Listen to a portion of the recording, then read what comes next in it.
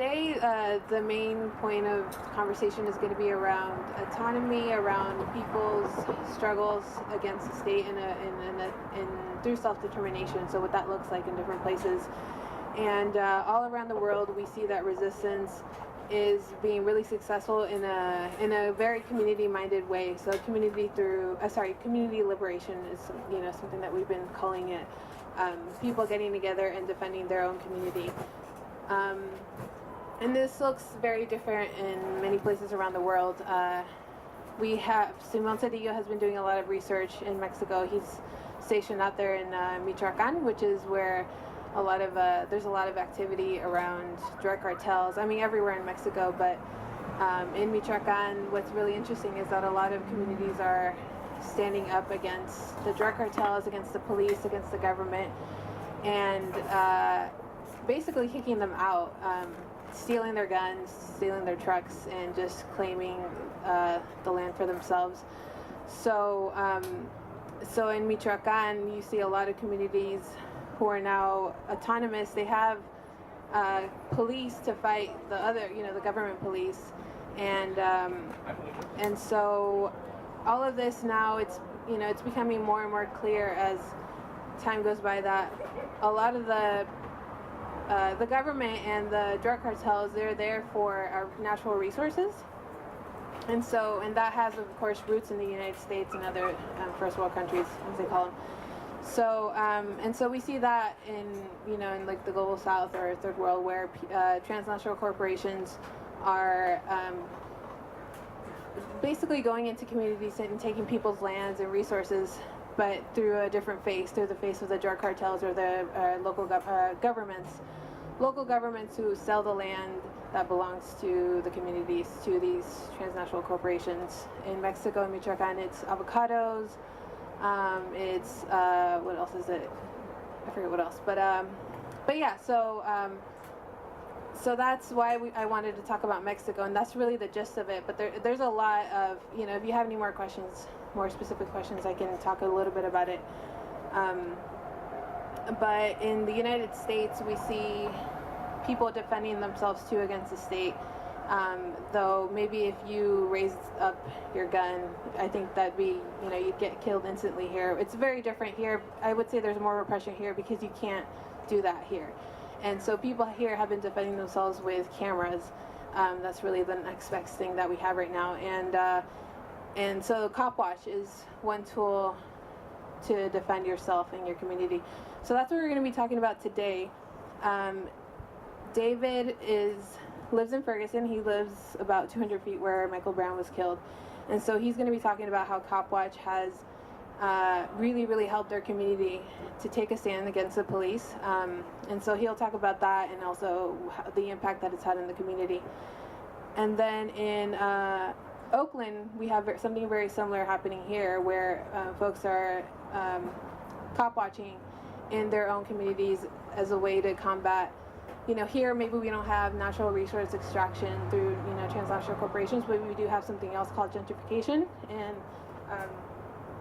people of color, brown and brown folks, are being continually displaced. It's the same enemy, but maybe different tactics around the world. So here we're doing WECOPWATCH, and so Amani and Deli are from Oakland, so they're going to be talking about their efforts in WECOPWATCHing. They'll talk a little bit about Africa Town, which many of you might know that is an act of autonomy autonomous project in West Oakland, through Quilombo, which is a community space, and now the Africa Town Community Garden. So they'll talk about that and maybe other WECOPWATCH efforts in Oakland. So we can go get started with David. So you can talk about.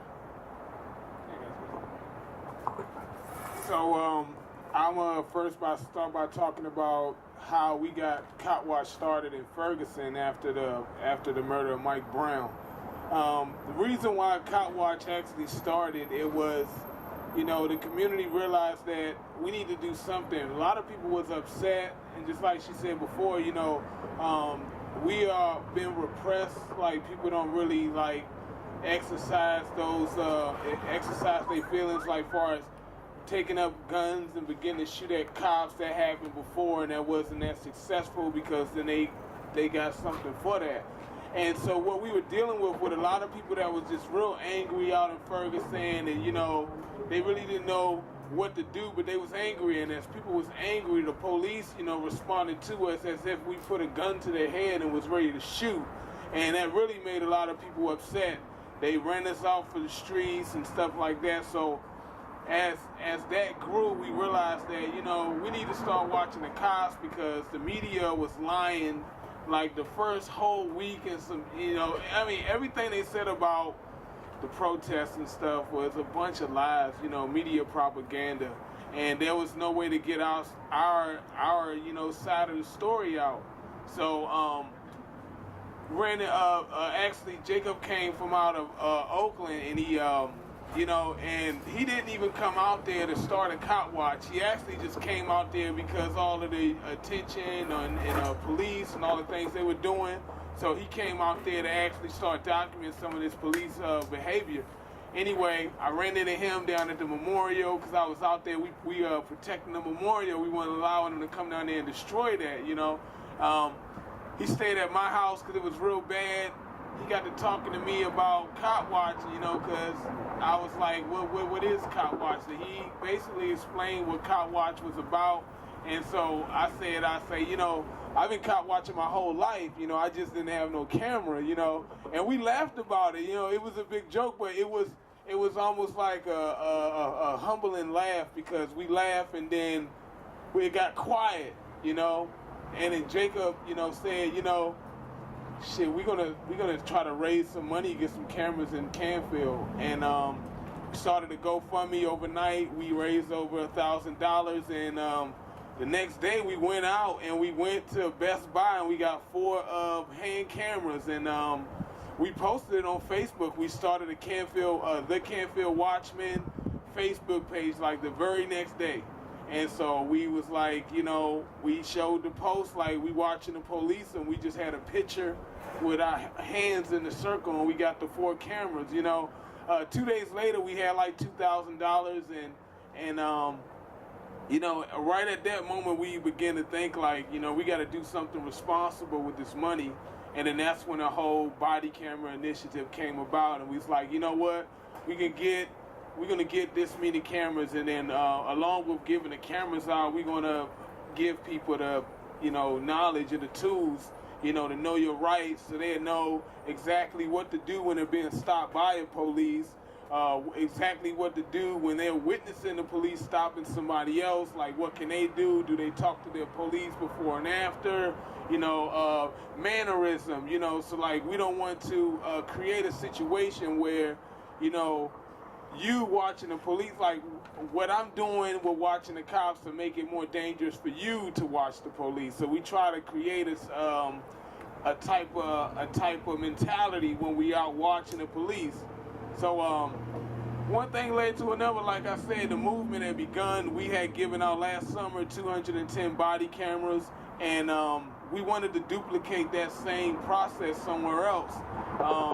I had the honor to go out there to South Carolina just recently, and was able to support a group on the ground that was doing the same thing, you know, and they really was looking for some kind of direction, you know, and it was real humbling to see that this group, you know, they wanted somebody's help, okay, but they still wanted to run their show, and I get that, you know, because we need them to be on the ground. I couldn't be there.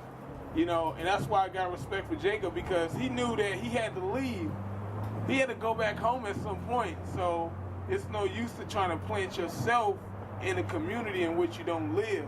You empower the people that's in that community. But we'll talk about that a little bit later. But the main thing was, you know, not just us watching the police, but teaching other people how to do just that. You know, you don't have to be a part of no group.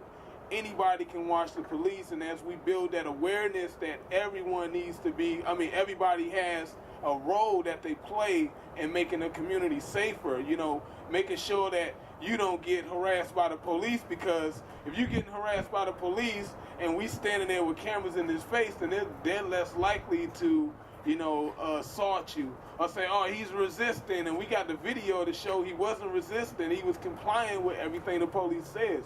or situation where the police trying to plant weapons and stuff. So the list goes on and on. You know, just having eyes on the police is like a deterrent. So.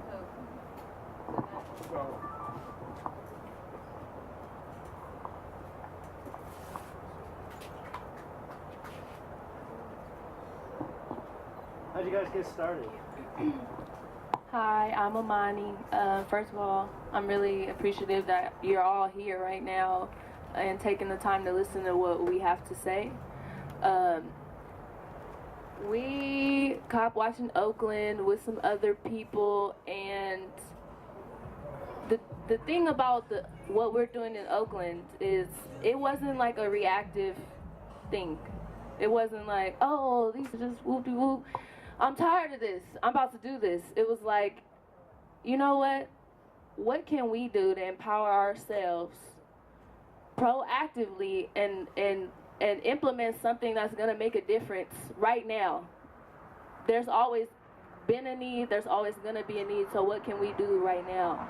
And first we started off as a group, and then all these group things got in the way of the point of the work, which is, there's always police around. They're always keeping tabs on people and watching you.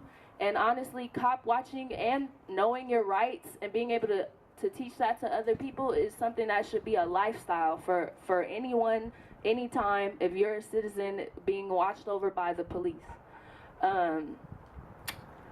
It's really like a two-part thing. There's knowing your rights, and then trainings, and then always trying to empower people the way that, just by letting them know how to deal with things, where you can find more information, the fact that you yourself can become a legal observer, like you can get deep in it. And whether you want to go actively out on shifts or stop when you see the police and start to film and all the things that come after that, you can always be telling people and empowering other people with the knowledge that you have of knowing your rights and being able to protect them and explaining that to other people so they can continue to do that. So that's one part of it. The other part is the like active going out. There's police, let's stop, get your camera out.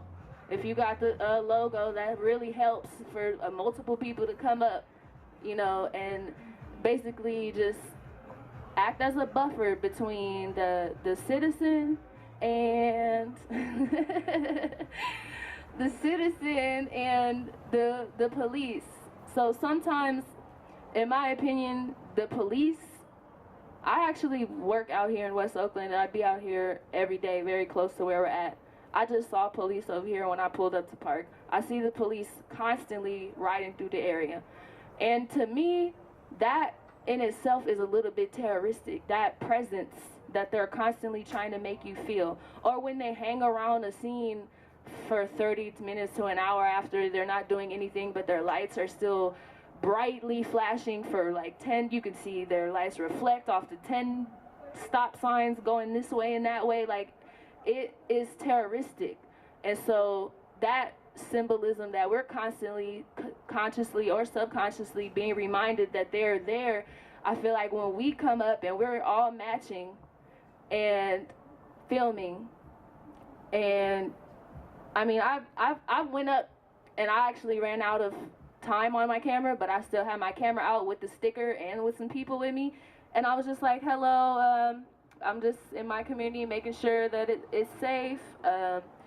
I'm here for you, person, and I'm not trying to interfere. I'm just trying to make sure everything goes the way it's supposed to go. And the officer was like, oh, okay, so how are you? Are you cold? Like, it was hella fake. It was just so false. And I wasn't really recording, but I was just pretending, and I had people with me. And so our presence was felt through that, and that was very powerful. And they ended up letting the guy, like, they talked to some guy in the car, and they didn't do anything. They're like, okay, well, whatever, you can go. And then the guy was like, y'all just saved my ass, basically. Like, that's how he felt. And everybody doesn't respond that way, but, like, just that was enough for me to say, this is hella important, and this should always happen. Always happen. I feel like Let me look at my notes. Oh, one other thing I want to bring up. So, when you're filming police, you're being a buffer in one sense, but then you're also like taking a journalistic approach to the whole thing, because you're taking notes, you're saying where you're at, what time it is, maybe you get the officer's number, badge number, and identity, and if anything does come of that stop or whatever you encountered and caught on film,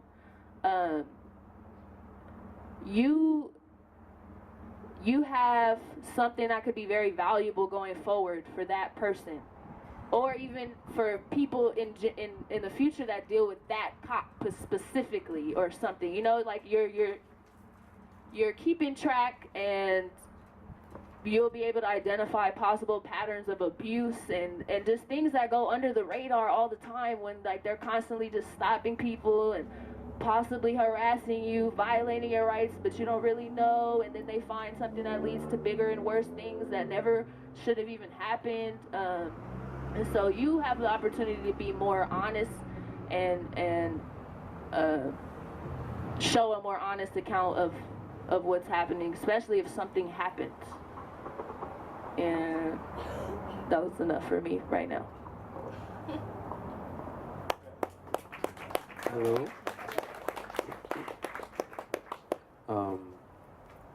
Well, I would say for me, cop watching, I feel like it's like a tool.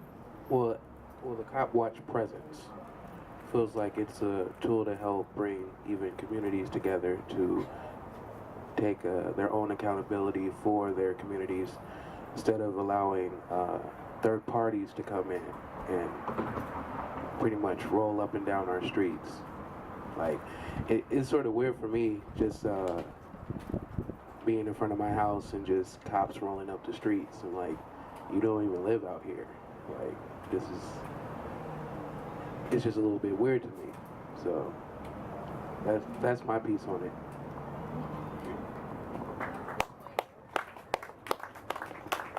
So the next thing I was thinking maybe we could talk about is, as you know, there's always the question of what can people do to help with any struggle. Here in Oakland, what can people do? What can anyone do? Or people, if you show up and there's something going on where you go, what can you do to help? So maybe talk about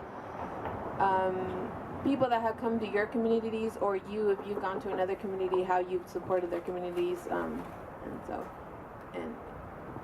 So I think it's only right that we talk about Oakland and how I was able to work with the people that was already on the ground. And so I came down to the Colombo, and I went down there, and I was really like inspired by the whole Colombo experience, like them occupying space and them, you know, trying to set up parameters in which, you know, black people can express themselves or begin to build or fix the issues in the community. And I thought that was inspiring in itself. And I think that by me showing concern for the things that they were concerned with and supporting that, I believe when I came back the next time was when we actually went on some cop watch and stuff. So it was like, you know, going in someone's community is like, you have to come in there with the notion that, you know, if you really want to support, you know, find out where you can support at, as opposed to coming in there with a ground agenda and saying, well, this is what they need. And I noticed that every state, you know, cop watching is needed in different levels. But I know that, you know, cop watching is the one thing that is unanimously, you know, disliked in our communities. So no matter what background you come from, you know, whatever you do, you know, we all have that one common problem or that common enemy at this point. And so people begin to start working together. And I think, like he said, like cop watching in that community builds stronger communities. And so as an outsider, a person shouldn't try to come in. Like myself, I came in and I seen who was working on the ground. I assisted them. I stayed in the background. Because, you know, someone did that in my community. They didn't try to come out there. They said, look, well, shoot, you on the ground and you want to do this? Well, look, I'm going to support you. You want to get this cop watch thing going? Y'all want to have classes? I'm going to show you. I'm going to give you the information so you're going to hold those classes. And the community will respect that more. You know, you got people, honestly, and you know, I'm glad that we having this conversation because I've noticed, you know, even just in my community, when outside people occupy our communities, then our own community is less likely to get involved in the struggle. They would go in the house and it's like, oh man, we got these people here. And then, you know, it really went bad. Like, we literally had to, like, put our foot down in certain points. And at some point, this is what happens when people come in not knowing the you know, the significant problems in the community, you know, and then someone comes in and then takes over that space. And then now we have to fight with this outside entity along with ours. And, you know, the outside always comes in and support one side, you know, and then you have this other side that feels alienated. So, when I went out to South Carolina, you know, I knew that they had their own internal issues, and I wasn't trying to probe to find out any of that stuff, but I wanted to support. I really just came out there. I heard it was a Watch the Police initiative going on, so I wanted to come out there and just support, like find out what their plans was. And I was like, well, shoot, man, this is how we can help support and what else, you know, anything you need. So, and that was taken a lot better than me coming out. Look, man, we doing cop watch. We can do, you know, it wasn't about that. I didn't want nobody to do that, you know. And so it was natural, like I said. The community gets the credit because, honestly, people have the ability and the power to, you know, to change their own situation. You know, a lot of times we just need resources. A lot of times, you know, we just need that, you know, support that does not require your boots on the ground. It's boots on the ground. We got to get them out there. You know, we've been doing this in Ferguson for like the past like 10, 11 months, I forget. It's going on a 1-year anniversary, but we've been out there ever since the beginning. We haven't gotten any funding. We did the GoFundMe for the cameras, which was good. But, you know, you can't, you know, you're not getting no big donations. You know, you're not going to get no one group of person that want to come in and try to support that. So a lot of times, you know, somebody dropping a donation in a bucket, you know, actually helps, and it actually goes to something good. You know, so through this whole journey of this whole Cop Watch experience for me is we've been empowering people, and we've been using all the money that we've been getting to help push this whole Cop Watch initiative. You know, just to let you guys know, when I just came back from South Carolina, and it was people that supported the movement. They're like, they might have even wanted to go out South Carolina. They said, look, man, I'm going to donate $100 so you can get out there, you know, because you probably have a better end. And sometimes we have to allow other people to take that space, you know, and that goes with our Latino communities, you know, like reach out to someone in that community because they're the ones that's going to reach those people in that community. That's why this is such a big deal, like getting, I mean, and like I said, support comes from different levels. You know, you can support not just financially, but if you can, you know, that's good. But if you can just support by, you know, spreading that message, that additional message to somebody else, then you're supporting that cause. You know, and everybody needs to be like, I mean, we need to tell all our kids. I'm married, I got a wife and 3 kids, and I've actually had my wife and my 3 kids, like, in Canfield watching the police. When they come, and my wife does it too. Like, I was out here last time, and she called me, and she said, oh, the police is up in the neighborhood. Don't worry about it. I got my camera on. I'm watching them, you know. And that right there, like, let me know that my neighborhood is still being protected because somebody is watching. You know, I don't want to take up a lot of time. I want somebody else to add on because, like I said, everybody's experience is different, you know. Oh, yeah. Oh, so the impact part, it impacts the community. Like I said, the police don't come in Canfield no more. Before, they used to come and sit up in Canfield. And I always known that, you know, this is illegal, this is private property, you know, it's not a Section 8. A lot of people think like Canfield was some Section 8 housing. No, it's not Section 8 housing. So we like legally kick the police out of Canfield, so they can only come in there when, yeah, thank you.